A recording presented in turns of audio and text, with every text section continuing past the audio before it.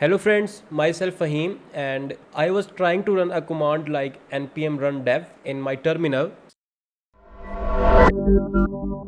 but you can see that it is saying me like file and this cannot be loaded because running scripts is disabled on this system. So maybe if you have freshly installed Visual Studio Code, there is possibility you are also facing this error. So in this video I am going to tell you how you can fix that. To fix this, you can see that I have this command written in my notepad, and you can simply copy this, and again you can go to terminal and press enter. Okay, so after this command, now you will see if I will type here npm run dev and press enter, but this time you can see that it is not showing me this error and my project have been running successfully.